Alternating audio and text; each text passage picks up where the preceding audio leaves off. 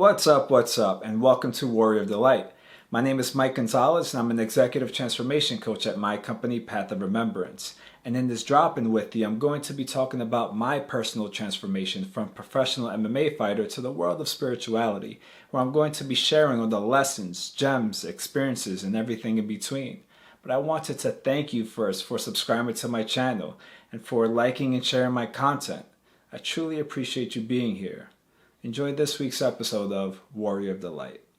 First episode, and this is cool. Happy to be here with you guys. And the way I'm going to structure these is actually not like my full life story because first off, I don't remember all of it. Because, truthfully speaking, we don't remember the past of what happened that accurately. We think it's accurate, but that's why there's that saying of there's what one person says, there's what you say, and then there's the truth. So truthfully speaking, I don't remember every single thing that happened up to this point. But the approach that I want to take is focusing on a realization. Focusing on something that was feedback from life. Because there are no lessons, it's just feedback. So based on the realization, what parts of my path got me to embodying that realization. So for this episode, it's going to be nothing is forever. And it's going to be kind of like starting the movie with the end of the movie, because I'm going to start with retiring, what got me to retire. And what it was, and I talk about it in podcasts and in conversations with people, but I realized that I left one part out. And it's a very big part. I don't know why I left it out, but it feels like this is a good place to share it. So, in fighting, usually there's 6 to 8 weeks in preparation, because you have to do striking, and then in wrestling, and then jiu-jitsu, and then putting them together and understanding the energy systems and know how to shift from one energy system to the next. And for me, I was just absolutely obsessed with fighting. If I wasn't fighting, then I'll be watching interviews, studying the mindsets of champions, because I saw when I first started fighting, what separates champions from everybody else is their mindset and their ability to focus. Physical is absolutely easy. I can show you how to be faster. It's all about efficiency and being smooth, doing something without putting brakes in it. I can show you how to be faster. I can show you how to be stronger. I can show you techniques. Physical is absolutely easy. The mental is what's hard. And that's why not many people do it. And the reason why it's hard is it takes a brutal honesty with yourself as to what is it that you're lacking, what is it that you're being lazy about in the matter of your focus, what is it that what's your pattern. And a lot of people don't want to admit that they have a pattern. Everybody has a pattern, and that's it's just all these aspects to it where you have to go through the uncomfortable part of it first before you get the beneficial aspect of it, as with most things, if not everything. And going into lockdown, I was set to do 6 fights in that year.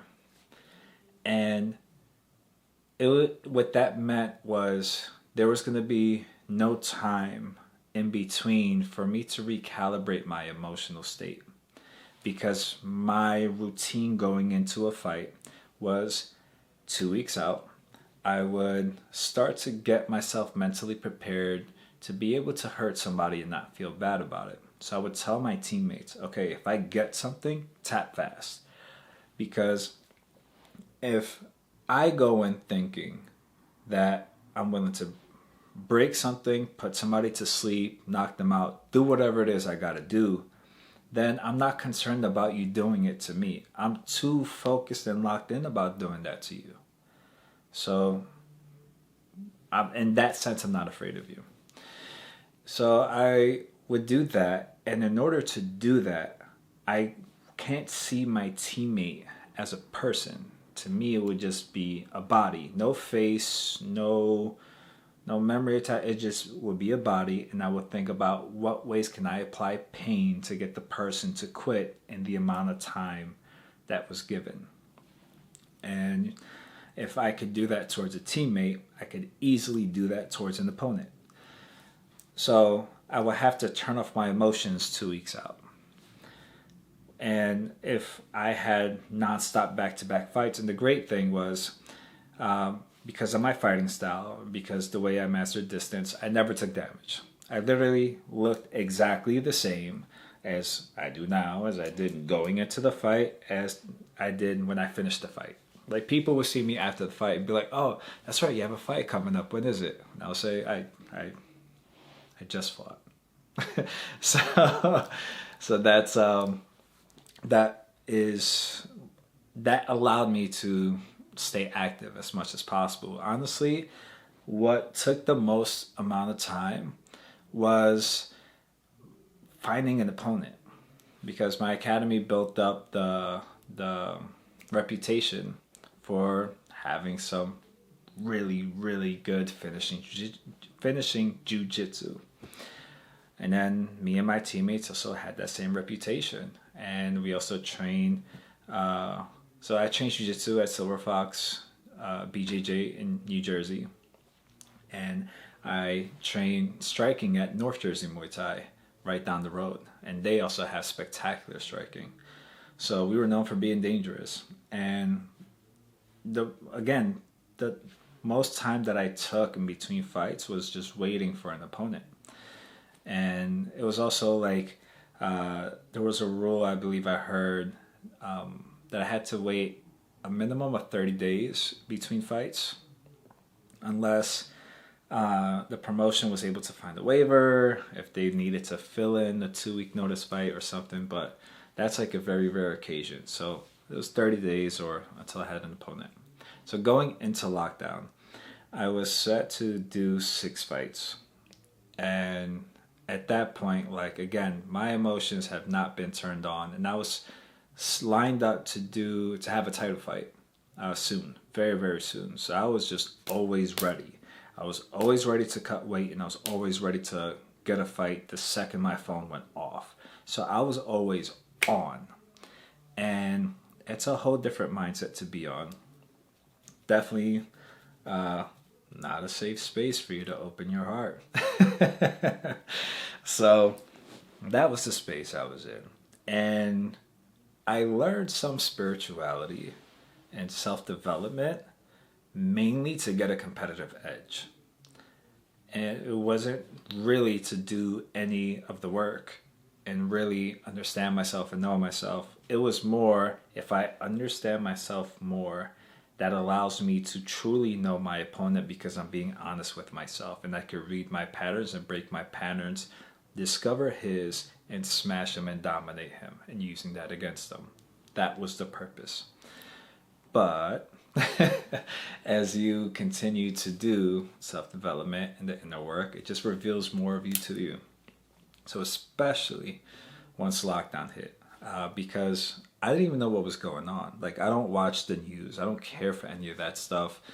That stuff is too negative and heavy and dense for me. I don't honestly waste my time with that. I'd rather do anything else. So as lockdown happened, even though I didn't know what was going on, the first thing that came to mind was, I'm going to still train every single day. And as things played out, my instructor did a jiu-jitsu show. And it was me and my teammate and my instructor, and I would film.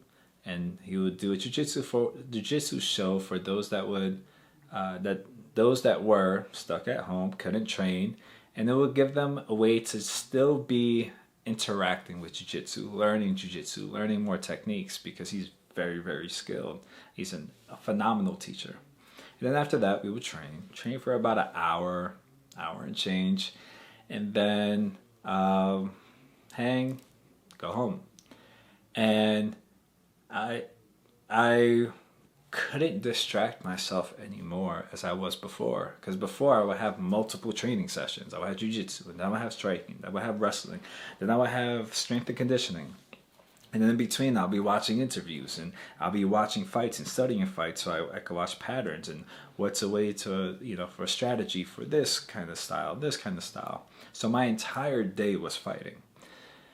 Once lockdown hit, my training dramatically dropped, and I could only watch so many fights for so long, for how long the lockdown lasted. And then I started to notice I'm not happy. And I'm using fighting to cope with the fact that I'm not happy.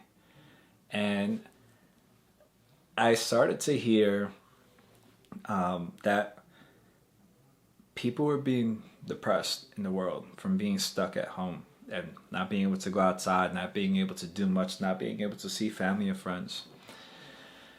And then I also started to hear that people were being... And I remember thinking, like, I love my originality. I love being me. I love my uniqueness.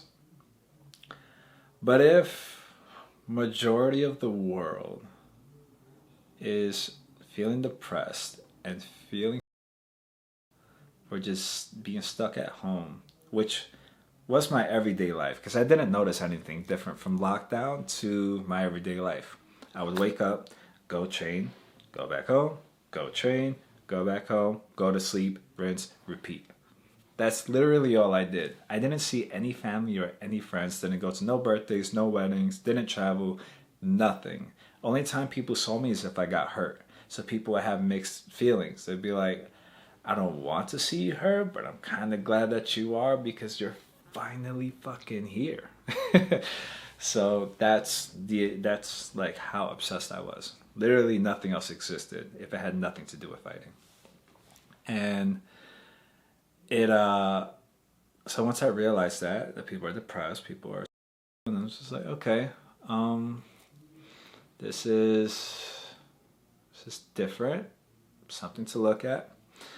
And I started to just really dive deeper into self-development. Started to really dive deep into the other aspects of spirituality, of doing the shadow work, and seeing exactly like why am I feeling as down as I was, because I was using it as fuel before. But again, right now there's nothing to use it to direct it towards. So I always want to make sure that I make my decisions, that I'm not imposed by anything outside of me. So just to make sure there wasn't anxiety or any anxious thinking, I took a fight during lockdown. So I trained jiu-jitsu, and like my striking gym was closed, so I just had my teammate hold a pad. I'll be my own striking coach, and I would just do drills and get myself ready for the fight. Took the fight. It was against some national Albanian wrestler or whatever. Dominated the guy, and I still felt the same way. And when I mean I felt the same way, I still didn't feel happy. Like, I would win fights before, and I would dominate people. That was what I was known for doing. But I never enjoyed the win. I will always, after I win, I would stare and just be like, okay, how could I have done better? That wasn't good enough. Yeah, I dominated, but I should have finished faster. I could have done this, could have done this. So there was not any point that I was enjoying it. Even so much so that when I won my title, like one of them, my instructor saw me like staring at the floor and doing that thing. And when I saw him, I was like, I should have done this, I should have done this. He was like, yes, but you won the title. Like, this is what you've been working for. Be happy, be excited. I was like, no, because like yes, I got this, but like, because I kept comparing me now to the version of me, like being the best in the world, and I knew what it took, and I needed to be honest with myself, and I needed to get myself to that level. So I never enjoyed any win. And when he saw me doing that, he was like, yes, we're going to train after this, like this week, we're going to train. For now, enjoy the win. I was like, nah, and then he slapped me. He was like, enjoy the win. Be here now. So I put on the smile and I went about. And and hid behind that smile. Didn't really feel it. So then, fast forward, still feel the same way after the fight. After during lockdown. And then I was like, okay, I'm gonna take 2021 differently. I'm gonna take a day off. So then I took extra day off, which was Saturday, which is my favorite day since a kid. And I couldn't really enjoy it because I would feel bad about it. So then I would train 7 days the next week to make up for the day that I took off. So it took about a month and I was able to enjoy the day off. Felt the same way. Then I tried to take a week off. Felt the same way. So then my instructor saw me one day. He was just like, you look burnt out. Because from the outside looking in, everything was going great. Like, because I was running purely on discipline, I was still training, getting everything done, still leveling up, and still improving phenomenally. So to everybody else, everything looked like it was smooth sailing. But there was nothing. I felt numb. I was completely burnt out. So when my instructor saw me, he was like, you look burnt out. I was like, yeah. I didn't even try to hide it anymore. I was like, yeah. And he was like, and I told him, I was like, I tried taking a week off. I tried taking the day off. He was like, you just got to change scenery. So I changed the scenery. And I mean, when he said you got to change the scenery, he was like, I'm doing a seminar in Iceland. Everything's taken care of. You just got to get your flight. I was like, cool. Okay. So I got the flight. And when I was on the plane, I remember thinking like, this is what I want to do. Like, even when the plane was taking off, I was like, this is what I want to do. I want to travel. I want to have fun. I want to enjoy life. And we got there, and because it was still a jiu-jitsu seminar, like, I didn't fully get to get some space from it, because his back got tight from the flight. So he had to focus on teaching, so he couldn't really train with people. So I had to train with them. And being a black belt, I had to uphold the standard of the academy and have good technique and great submissions. And so that still kind of kept me in like that competition space of like still going. But then my instructor saw that, and so he would take me sightseeing. And then again, I'll go sightseeing. I'm like, man, like I'm seeing things I've never seen before. Like it was 22 hours of daylight, which was fucking trippy. It felt like I was on a whole other planet. Everybody was awesome and nice, and it was just a whole lot of nature. A volcano just erupted, so like I got to see like cool down lava that was still fairly warm and hot. In person, I got to like touch it, stand on it, like it was just so cool. And then the thought came. I was like, what if you retire? And I would never allow my words to put those, I would never allow myself to put those words together in that sequence. And I realized I was more afraid of retiring than to fight. And the reason why I fight is to face my fears. So I knew I had to jump into that unknown, because if I kept fighting, I knew I would be this brave warrior to everybody else, but I would be a coward deep inside. And I saw the main thing I was afraid of was just, who would I be? What would I do? What would life be without fighting? What would I have to offer? And did I just waste my time? Did I just waste my potential? Did I just waste my life spending all these years? Because I started right after I graduated from Penn State, so right around the end of 2010. And this is 2021 now, so it's like, do you just waste all that? You just sacrifice all that for no fucking reason? Cool. Are you like some sort of failure now? Do you just quit? Somebody that never quits. That's known for never quitting. That's known for like dominating and winning and being a champion. Do you just lie to yourself this whole time? So I had to sit with that. And then as I sat with that and I followed through by jumping into the unknown and facing that fear, that was the exact feedback I got from everybody. It was one to two responses. It was either, Mike, I'm so happy for you. I'm happy that you're following what makes you happy. And you're really caring about that. And the other mix would be like, what are you doing? You're the best at where we train.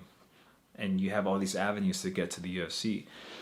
You're lined up for like a title fight.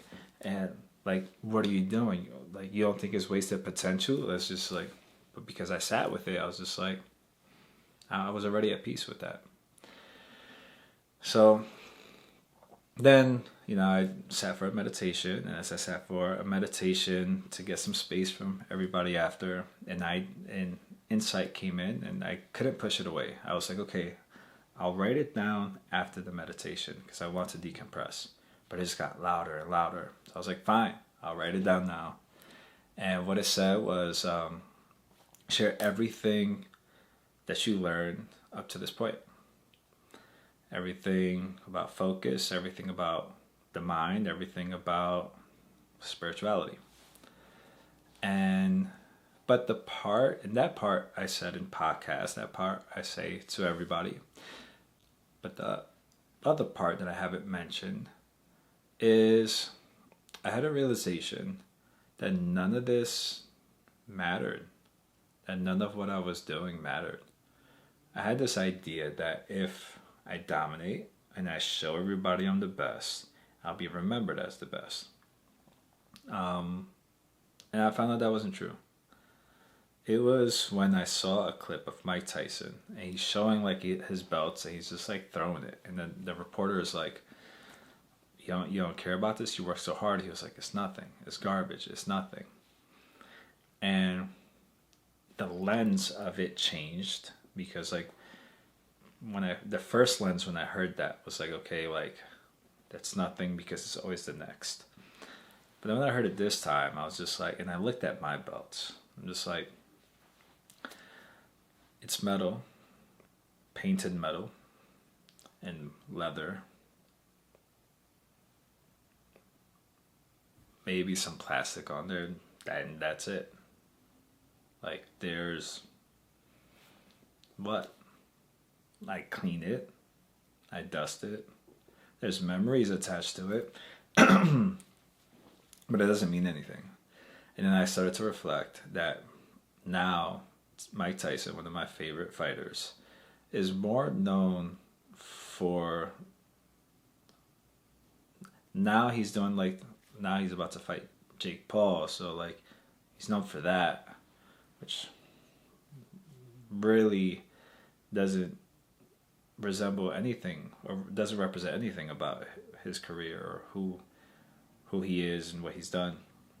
He's known more about that. He's known more about hot boxing, which I haven't really seen much of. But hot boxing, he's known more about smoking than everything he was known for before, that he sacrificed everything for. And Muhammad Ali, who is known as the greatest, passed. And it hasn't been that long since he passed. It's been like a handful of years. And he's fairly forgotten. Like the older people remember him, but he's fairly forgotten. And as I see that, I was just like, he sacrificed everything. To the point where he got Parkinson's. And it's just like, for what? And it's not to take away all the things that he accomplished, the amazing, beautiful things that he did, and the experiences. But the way I was thinking about it was like a life of suffering for what? And I realized I kept waiting for this point where life wouldn't be suffering anymore. And it was all this illusion that like this would do it. But not this at this level. It would have to be this at the next level, and at the next level, and so on and so on and so on. So it's like this never-ending chase to get to the point that life wouldn't be suffering anymore. And I was just like, again, for what? Because this idea that I'm going to be immortalized or remembered, I won't, because everything is forgotten. Nobody is going to remember you in the next lifetime. You're going to more and more and more, once you pass, start to become a distant memory. There'll be an idea of you, but that's when I got to get clear on this whole idea of trying to prove something, or suffering for, I don't know, just like, yeah, just proving that I'm worthy, suffering for to get the approval of, like, I'm doing something with my life. Honestly speaking, I don't give a fuck what you think. I care more about how I feel. I care more about what makes me happy. I care more about what fills me up with joy. You can't feel my emotions for me. No matter how happy you get, you can't put that happiness in me. I gotta create that. No matter how mad you may feel towards me, I gotta feel that same madness for me to reciprocate.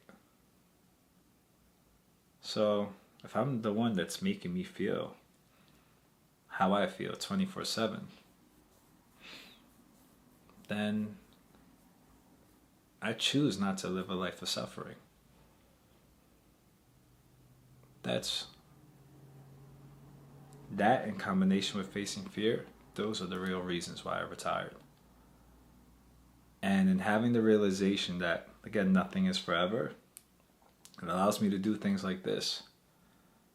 Because I get to live life to the fullest extent. I don't care what you think. Your thoughts are going to be forgotten. This time is going to be passed on and forgotten. But I get to remember how it made me feel. And then build up off of that and add more joy. So, I wanted to share that with you. I don't even know how much time this has been. But,